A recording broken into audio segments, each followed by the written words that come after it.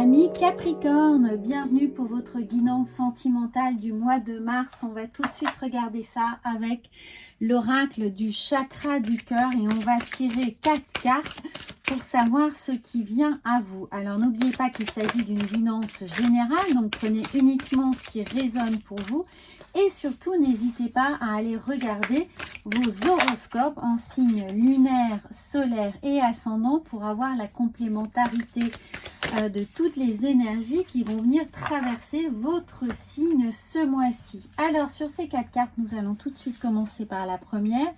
Et nous avons le mensonge. Donc, les amis, que se passe-t-il? Y a-t-il quelqu'un qui vous ment? Ou êtes-vous peut-être en train de cacher une forme de vérité à votre autre ou à vous-même? Il se peut que vous soyez évidemment dans une énergie où on a envie de plaire et peut-être qu'on aurait tendance à évidemment se travestir un peu, travestir ce que l'on est, ce que l'on représente et on voudrait évidemment se montrer sous son meilleur jour en omettant peut-être certaines des choses que l'on considère comme une faiblesse mais qui ne l'est certainement pas.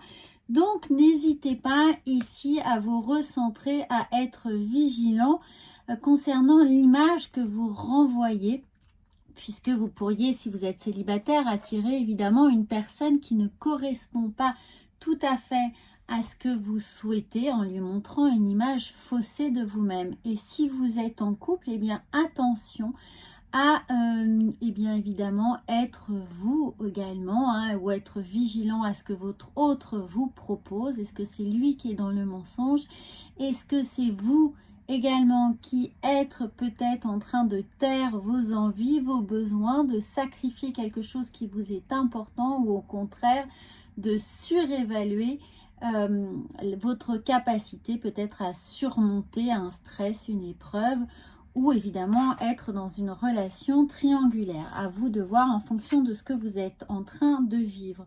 En tout cas, là, on vient vous dire rencontre par un moyen de télécommunication. Alors, amis célibataires, eh bien, ce moyen de télécommunication peut être évidemment les réseaux sociaux. Donc, si vous avez peut-être la possibilité de, voilà, de communiquer à travers des applications de rencontres, eh bien, il se pourrait que la personne que vous attendiez soit ici, se cache dans ce réseau. Donc, peut-être que vous aurez la possibilité de développer une communication importante avec quelqu'un et de la rencontrer par ce biais-là. Ne négligez pas tous les réseaux, mais au-delà de ça, ça peut évidemment nous dire de privilégier le réseau des cercles amicaux, des cercles professionnels, voilà, d'étendre tous ces opportunités qui pourraient se présenter à travers des environnements relativement spécifiques. Ensuite, nous avons la rupture. Alors, est-ce que, amis en couple, vous êtes ici dans une situation de rupture peut-être justement parce qu'il y a eu des mensonges de vous ou de votre autre, de rupture parce qu'on veut aussi mettre fin à un cycle dans lequel on s'est peut-être perdu. Il y a une rupture avec des anciennes postures, des anciennes façons de procéder. Ça peut être une rupture évidemment qui n'est pas celle de votre couple, mais une rupture avec ce que l'on a fait, c'est-à-dire de tous les processus que l'on a mis en place. On réalise peut-être que les postures que l'on a prises, les attitudes que l'on a tenues n'étaient pas les bonnes. Donc on peut être en rupture avec des attitudes qui ne nous correspondent plus, des situations ici qui ne sont plus viables et dans lesquelles on ne s'épanouit pas, vous ou votre autre. En tout cas, il y a une prise de conscience qui est là, que les choses doivent s'améliorer, doivent évoluer et correspondre un peu plus à une vérité que l'on a envie de voir s'implanter dans le couple ou évidemment dans une situation.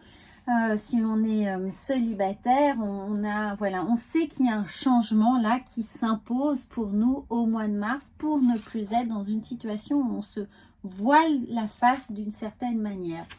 Alors il y a, eh bien voilà, regardez, une fois qu'on aura pris conscience qu'on ne peut plus être dans dans une posture, dans une situation qui ne nous ressemble pas, où on a envie d'être peut-être quelqu'un d'autre, d'évaluer les possibles que l'on peut développer en se présentant sous un angle différent, eh bien, on a cette nouvelle rencontre qui est là, ou pour les gens en couple, la faculté de se réinventer, de réinventer notre histoire, de repartir sur des bonnes bases ou des bases nouvelles, en tout cas des bases qui vont vous permettre de retrouver un équilibre, une sincérité dans l'action, dans le couple, dans les préceptes qu'on a envie de développer. Alors on va voir psychologiquement comment cela vient nous faire évoluer avec l'oracle de la triade. Qu'est-ce qui est là pour nous faire évoluer psychologiquement et évidemment inconsciemment. Voilà, je cherchais le mot. Alors regardez, eh bien oui, on a l'idée d'une transformation qui est nécessaire. On prend conscience que on ne peut plus ici supporter ce qu'on est en train de vivre, hein. Les masques tombent, donc on réalise qu'il est nécessaire de vraiment remettre les choses à plat et de les faire évoluer, parce qu'on a des choses à apprendre ici, on a des choses à mettre en place, on a une vision claire et nette que ce qui était n'est plus viable dans la situation, on a une vision plutôt objective. Voilà, je reformule. Là, on rentre dans quelque chose où on met les choses à plat, hein, parce que ici, regardez, je passe une carte, mais on a l'alpha, on a la mise à plat des choses, la restructuration de la situation. Et voilà, regardez, on a eu de la culpabilité ici, peut-être par rapport à cette rupture, la rupture de situation ou la rupture relationnelle. Eh bien, ça a été une charge émotionnelle assez importante qui peut s'être traduite par évidemment une situation, une impression de rejet, ou alors peut-être même d'humiliation, hein, c'est un mot un peu fort, mais on a pu se sentir humilié par l'autre, par la relation, parce qu'on est en train de vivre, où on a pu être dans une posture où on culpabilisait l'autre et on en ressent évidemment des remords. Donc il y a quelque chose ici qui est à purger, à nettoyer, à discuter, pour en tirer les leçons qui sont nécessaires et nous permettre de repartir sur des bases tout à fait nouvelles, un nouveau départ en couple, une remise à plat, une discussion franche qui est là avec bas les masques, franche et honnête, et où de toute façon, regardez, on a ces deux cartes là qui nous indiquent qu'il y a de toute façon un renouveau nécessaire dans le statut relationnel que l'on a avec son autre. Peut-être qu'il y a effectivement une triangulaire, donc on a envie de remettre vraiment les choses à plat afin d'évoluer beaucoup plus clairement et de savoir vers quoi on se dirige, quelle nature on donne à la relation, quelles sont les directions que l'on veut prendre, et puis les nouvelles règles, hein, de cette relation. Et si l'on est célibataire, on a envie de ce nouveau départ, mais en prenant compte qu'on doit se présenter tel que l'on est avec le plus de sincérité possible. Alors on va voir avec le tarot quelle est la posture qui va nous aider à traverser cette prise de conscience, cette rupture ici qui aurait pu un peu nous malmener, parce que c'est une véritable prise de conscience qu'il faut changer les choses, et c'est vraiment au niveau de l'inconscient que ça va travailler, c'est du passé, de nos mémoires.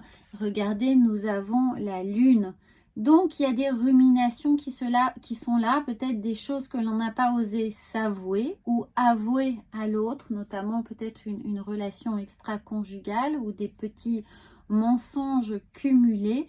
Et peut-être qu'on a été justement démasqué dans l'attitude que l'on a eue.